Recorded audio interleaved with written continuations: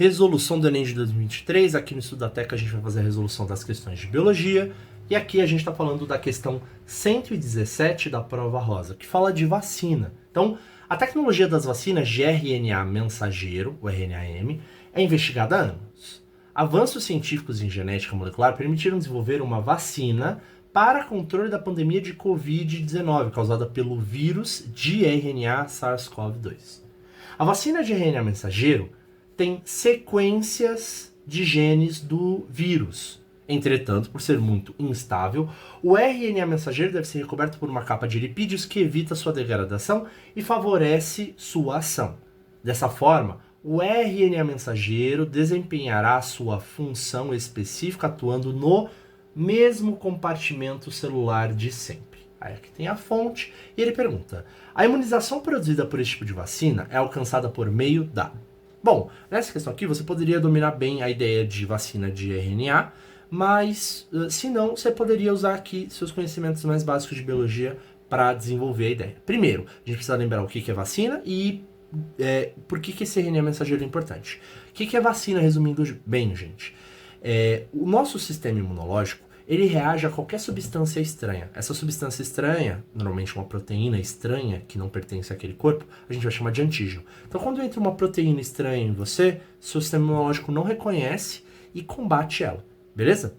E aí, quando seu corpo combate aquele antígeno, ele depois gera memória imunológica, que é basicamente ele lembrando como combater aquele antígeno, para caso ele entre em contato com aquele antígeno de novo, ele saiba combater. Então, por exemplo, em alguns casos, por exemplo, como a catapora, normalmente as pessoas pegam catapora uma vez. Por quê? Porque elas têm contato com o vírus causador da catapora e geram, tem a resposta imunológica por causa das proteínas daquele vírus, são estranhas, e passam, então, uma vez que eles têm contato com essa proteína estranha, gerar resposta imunológica e depois ter memória imunológica e se lembrar de como combater. E o seu sistema imunológico é tão bom nisso que você nunca mais, mesmo que entre em contato com o vírus, nunca mais tem catapora.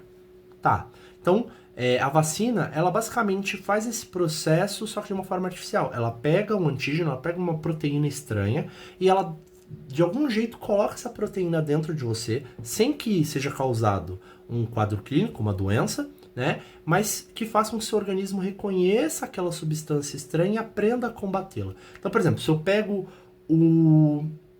a proteína do vírus da gripe, pego essa proteína e coloco dentro do organismo da pessoa. O organismo da pessoa vai pegar essa proteína estranha do vírus da gripe, vai reconhecer ela, o organismo vai aprender a combater ela, e aí se ela entrar em contato com o vírus da gripe, ela não vai ficar doente, porque o sistema imunológico vai ser muito eficiente em combater o vírus da gripe. Beleza? A diferença das vacinas é a forma com a qual elas colocam esse antígeno, essa proteína estranha, dentro do corpo da pessoa. No caso da vacina de RNA, a gente precisa entender bem a função do RNA mensageiro, e a gente precisa lembrar de síntese proteica. O que acontece com o RNA mensageiro? Ele é transcrito lá no núcleo da célula, ou seja, eu pego o DNA, e a partir do DNA eu formo um RNA mensageiro, beleza? Esse RNA mensageiro sai do núcleo onde está o DNA, vai até o ribossomo. No ribossomo, esse RNA mensageiro vai ser traduzido. Como assim traduzido? Você tem lá uma mensagem genética, que é a mensagem de como produzir uma proteína. Essa mensagem estava no DNA, foi copiada para o RNA, e esse RNA que tem essa mensagem genética de como produzir uma proteína, leva até o ribossomo lê essa mensagem, traduz essa mensagem para uma proteína de fato. Resumindo muito bem o processo de síntese proteica, já que eu não tenho tempo de falar disso aqui com tanta calma assim, né? Então o RNA mensageiro, ele serve basicamente o quê? Para levar a mensagem de como produzir uma proteína, olha só.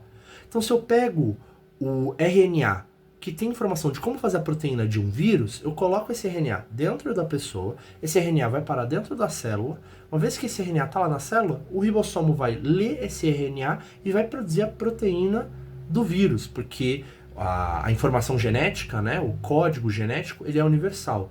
Ou seja, da mesma forma que eu leio o meu material genético, o vírus lê o material genético dele, a bactéria, o fungo, a planta, todo mundo lê da mesma forma. Então se eu pego o material genético de um vírus e coloco em mim, minha célula vai ler normalmente. E, bom, acontece também entre outros organismos.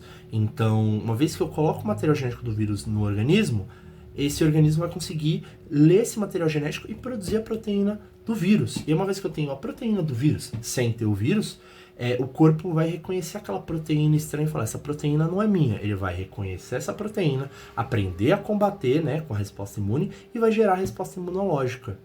E aí, no caso da vacina de Covid, né, eu vou colocar o RNA do SARS-CoV dentro da pessoa, esse RNA vai produzir proteínas da SARS-CoV, o corpo vai reconhecer essas proteínas e quando você entrar em contato com o vírus de fato que tem as proteínas, o seu corpo vai falar, opa, eu conheço essa proteína, ela é esquisita e eu sei como combatê-la. E aí você não vai ficar doente porque quando o vírus entrar, ele vai ser combatido muito rápido. Resumindo bem, certo?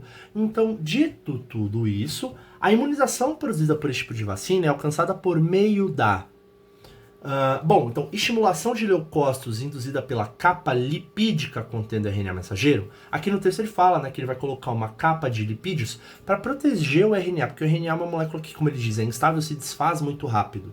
Né? Então coloca uma capinha de lipídios em volta dela para proteger ela. Mas perceba que o que causa o estranhamento é a proteína que vai ser produzida a partir do RNA mensageiro, não o lipídio que está junto com o RNA mensageiro. Então não pode ser a A, né? O que vai causar estranhamento não são os lipídios, tá? São as proteínas. B. Atuação do RNA mensageiro como sequestrador do vírus para o meio extracelular. Né? O RNA não vai... Nossa. Bom, motos, gente. O RNA não vai sequestrar nenhum vírus, tá? O RNA vai servir como informação genética para a produção de proteínas. Então, vamos eliminar a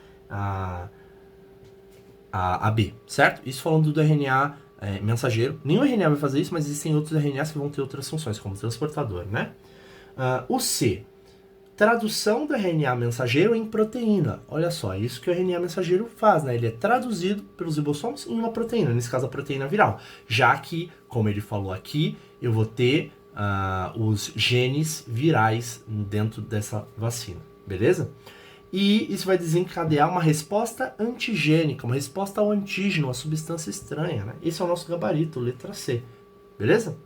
D, só pra gente ver porque as outras estão erradas, né? Competição entre o RNA mensageiro vacinal e o RNA viral pelos sítios dos ribossomos? Não, o RNA mensageiro vacinal é o RNA viral, né, que vai fazer com que aquela proteína seja produzida lá. Incorporação do RNA mensageiro viral ao genoma do hospedeiro, gerando um novo fenótipo. Que ele viajou legal, né? Esse RNA mensageiro que vai ser viral, né? Ele vai servir para produzir aquela proteína, não para ser incorporado ao genoma do hospedeiro. Até porque o genoma é o conjunto de genes de um organismo, e esses genes são DNA, não RNA. Tá? Existem vacinas de DNA também, nesse caso aqui a gente está falando de uma vacina de RNA, até porque a gente está falando de Covid, que é um vírus de RNA, beleza? Então, letra C de Charles Darwin é o nosso gabarito. Espero que esse vídeo tenha ajudado vocês. Qualquer dúvida deixa aqui nos comentários. Se você gostou do vídeo, curte, se inscreve no canal que vai ter mais conteúdos assim. Até mais!